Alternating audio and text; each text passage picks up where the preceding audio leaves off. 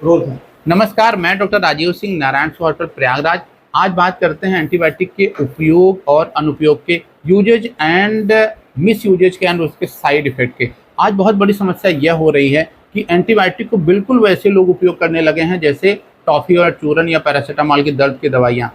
Antibiotic सिर्फ bacteria के infection में, बैक्टीरिया के संक्रमण में काम करता है, जबकि हमें अगर कोई भी बीमारी होती है तो बैक्टीरिया के अलावा संभव है कि हमें वायरस इन्फेक्शन हो सकता है, हमें पैरासाइट से हो सकता है, हमें फंगल इन्फेक्शन हो सकता है या बहुत बार हमें एलर्जी हो सकती है, जिसमें कि एंटीबायोटिक का कोई रोल नहीं है। यह सिर्फ बैक्टीरिया के कीटाणुओं को ही मारता है।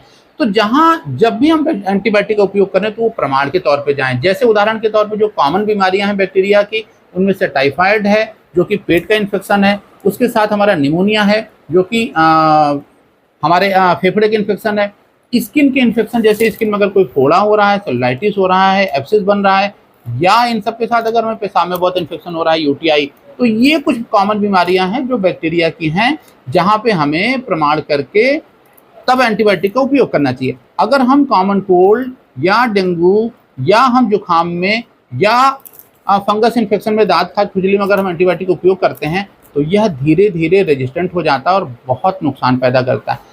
एंटीबायोटिक के जो मिस यूज हैं, जो इसके नुकसान है, वो सबसे ज़्यादा यह होता है कि ये हमारे पेट में जो हमारे नॉर्मल बैक्टीरिया हैं जो भोजन को पचाने में बहुत मदद करते हैं, जो हमारे लिए एक तरह से फ्रेंड की तरह होते हैं, जिसको कि हम सिम्बायोटिक बैक्टीरिया कहते हैं, उनको भी किल करते हैं। साइड इफेक्ट यह होता है कि पेट में बहुत दर्द होने लगता है एंटीबायोटिक के यूज से, लूज मोशन हो सकता है, साथ में कॉन्स्टिपेशन बहुत बार हो जाता है, मुंह में छाले आ जाते हैं। इन सब के अलावा बहुत बार एलर्जी हो जाती है, बहुत बार सुपर इन्फेक्शन हो जाता है और बहुत बार रेजिस्टेंट होने की वजह से फिर यह दवा काम नहीं करती। और कुछ केसेस में तो एंटीबायोटिक के मिसयूज से लीवर और गुर्दे में भी खराबी आने लगती है, ये अंग भी हमारे फेल होने लगते हैं।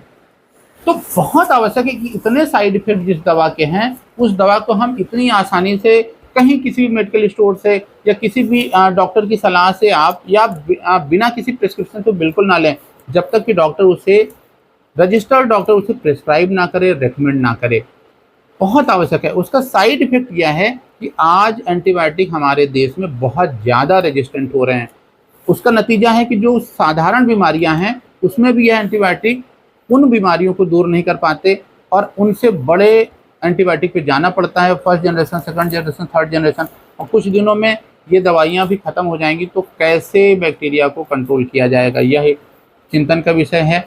यह एक मेडिकल फील्ड के लिए बहुत बड़ा विषय है और समाज के लिए बहुत बड़ा विषय है कि लोग इस पर चिंतन करें। आप अगर यदि एंटीबायोटिक उपयोग करते हैं तो बिना डॉक्टर की सलाह के बिल्कुल ना लें, यह आपकी सेहत के लिए भी अच्छा